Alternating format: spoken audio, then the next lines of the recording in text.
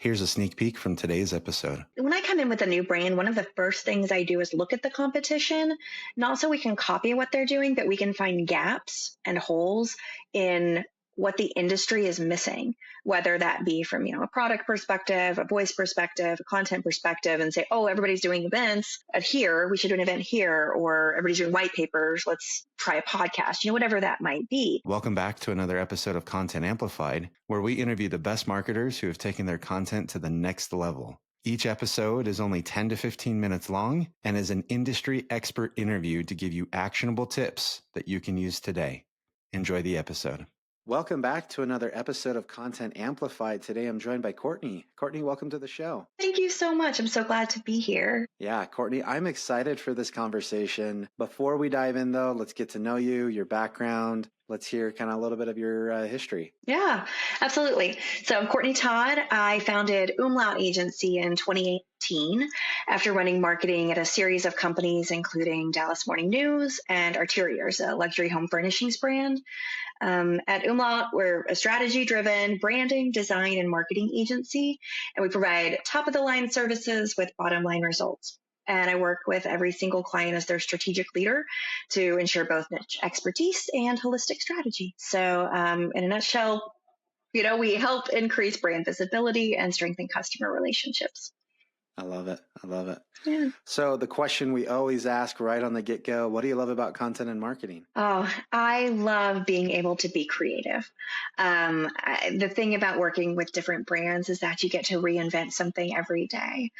You really get to challenge yourself both creatively, but also through copywriting, through strategic thinking. And I think it's just, if you're really into it and you do it right, then it is exciting and new every day. I love that. I love that. Yeah, it is exciting and new every day. And honestly, that's why some people hate it. And for It's true. those of us that love marketing, it's because we're okay getting the variety of things, but it's not for everyone. And It is a ton of fun. I love that definition. Exactly. Courtney, today we're going to talk about how to find your brand's unique voice through content. And there's a lot of different directions we could take this conversation, but let's get a baseline before we dive in.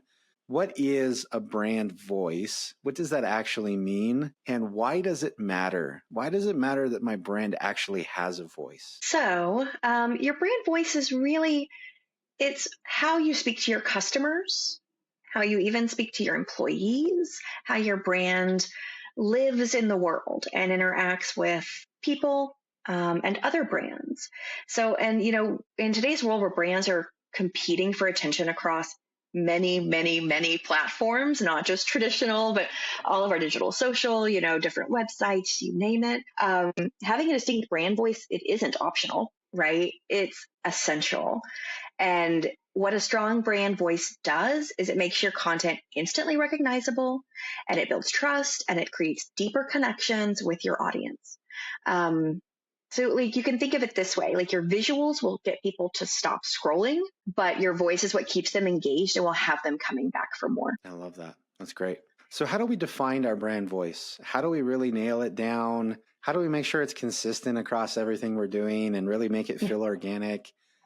Sometimes it feels pushed, but how do you really define and execute on having a brand voice? So first is a lot of research and soul searching for the owner and the key stakeholders in the brand. So I work with a lot of brands on defining their brand and also redefining their brand. So when we first start working together, I give them a very long survey. It's actually like a big PowerPoint deck, and it's a bunch of questions, and it's designed to make them think. Basically, it's a journey together so we can uncover what their brand feels like, sounds like, and looks like. Because we don't just do the brand research, we also create the brand visuals, the messaging, and then the website content, whatever after that. But during this journey, I even asked them what you would think of silly things, like what kind of car would your brand drive? Or which celebrity would they be? And I'll tell you, I've had at least 2 people tell me George Clooney. So that's a popular one, So everybody wants to be the George Clooney in B2B. But yeah, I think it really is how are people going to interact with you? And that's how your brand voice really comes to life. One thing one thing that you really think about, or three key elements actually that you want to think about, are your tone. So are you formal? Are you casual, authoritative, educational, thought leader, fun, irreverent? And then language, it's, are you using simple conversational words, or are you using industrial technical jargon? And what, the channels we can talk about in a little while, because there's different ways we can adjust that for channel. But the third thing is going to be personality, right? It's also, if your brand were a person, what traits would it have? Are you reliable? Are you trustworthy? Are you honest? And sometimes, sometimes they align with like a company's mission and values to an extent. And sometimes it is very much tweaked, and it's very different from what it would be in the kind of external world, what they're looking at towards consumers. I love that. I had a really unique opportunity once where a consultant came into a business I was working at, and she ran a very similar survey with us. It's funny that you mentioned the car question, because that's what we had as well. That was one of the questions I remember. And what was fun is she had the executive team fill out the survey, but then she spent like 20 hours with customers asking them the same survey. And then she showed the difference of results. And it was funny because at the time we said we're the Tesla, the high technology, cutting edge kind of an idea. But the customer said we're the Toyota, we're the reliable brand, reliable, things like that and whatnot. And so it was really fascinating to hear the difference. And I think this is a great exercise to do in-house. Obviously, working with someone like you, what's cool about the external resource, and this is not a paid promotion, but I'm just telling you from my experience, having that survey come from an external source for your customers versus from your employees gathers very authentic answers. Mm-hmm. And so it's really cool to have this independent third party that says, hey, I don't work for this company. I'm not getting compensated off of your answers. I just want to know the facts, kind of an idea. And I think that's such a powerful way to figure out your brand voice. It's so eye-opening when you can actually understand what your customers think versus what your especially leadership team thinks. And you're right, it is often a very large disparity. And that's why you really, in this day and age, you have to be data-driven, even about your content, especially about your content. Because you can, what did we used to say? You can't be a hippo. You can't rely on the highest paid person's opinion. I always love that because it's so true. Either you're a hippo or you're listening to your customers, you're performing that research, you're doing surveys, you're watching how they're reacting, not just through analytics, but just also through like daily engagement with your content, with your social channels, with your website, with your podcast, whatever it might be, and really digging in and understanding how people are engaging on a human level and not just on a numbers and averages level. I love it. So a lot of our listeners are in the B2B space. Yeah. And with artificial intelligence and the markets and everything like that, no one, for the most part, there's some exceptions, but no one is truly in a category of their own. There is competition for literally everything. And so one of the ways that businesses can stand out is having a unique brand voice. Mm-hmm. How do you build the uniqueness into your voice in an authentic way? That's not, let me just be over the top or try to mimic something, but in a way that rings true, but yet at the same time provides some differentiation from some of the competition? It's a really good question. When I come in with a new brand, one of the first things I do is look at the competition, not so we can copy what they're doing, but we can find gaps and holes in what the industry is missing, whether that be from, a product perspective, a voice perspective, a content perspective, and say, oh, everybody's doing events here, we should do an event here, or everybody's doing white papers, let's try a podcast, whatever that might be. And so that's always a good place to start, just for your knowledge, right? It's not going to make those decisions for you. But in terms of format, you can find out a lot of things. And in terms of voice, you're like, hey, everybody's blue. Or color, even like branding, everybody's blue. Well, let's do green. So just understanding the marketplace, understanding what people are really responding to. And then I think the next step of that is just being true to your brand and not trying to be something you're not. So laying a foundation that, you're being authentic, because a consumer will sniff out inauthenticity a mile away, right?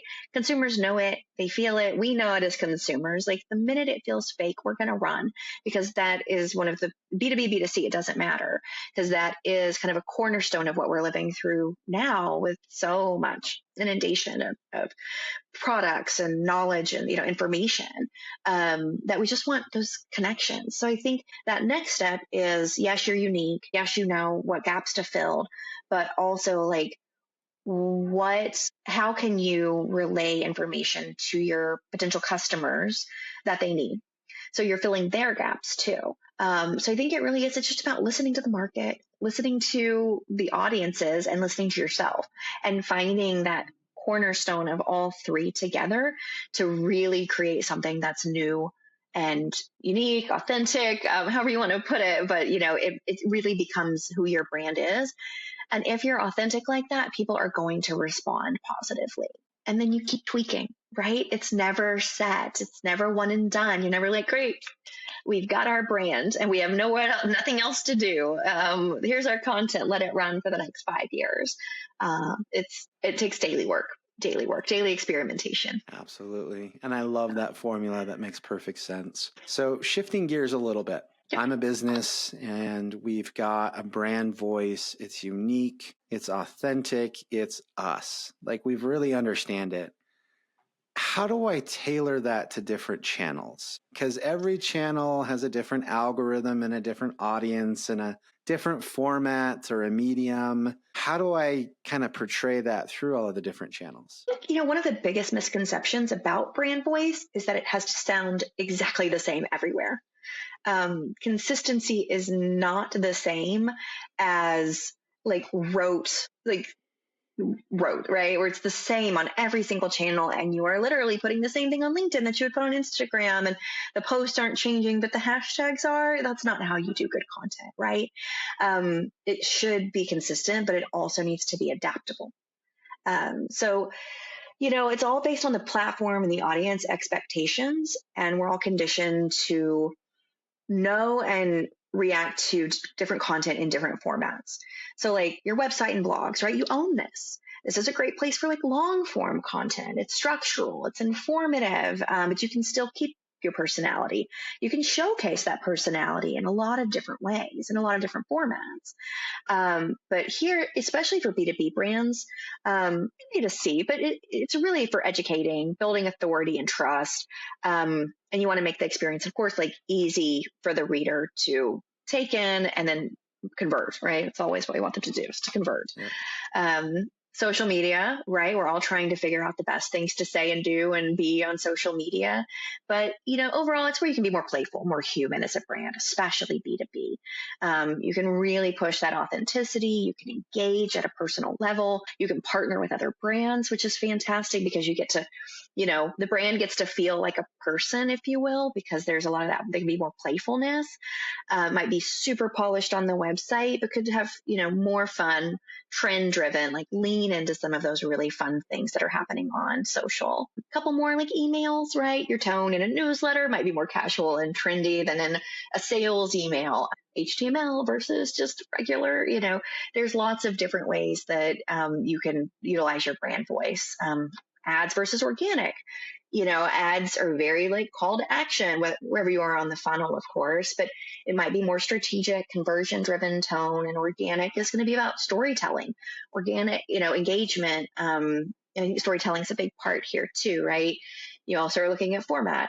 Your static ads are going to be different than your video ads. Your long form is going to be different than your short form. I think it's all about just having fun, being adaptable, and understanding that it doesn't have to be the same everywhere, but you want to maintain that foundation of who you are and always come back to those pillars of your brand. And I think it's a perfect mirror of what real life conversations look like. I like how you talked about different tone and brand. The conversations I'm having at church are different than the conversations I'm having on a podcast or at a sporting event or who knows where. That it's natural, it is authentic, because that's just how life works. And a brand voice can do the same thing. I love that. Exactly. One final question, Courtney, because we're running out of time. It goes by so quick. It does. You have seen this so many times in your whole career.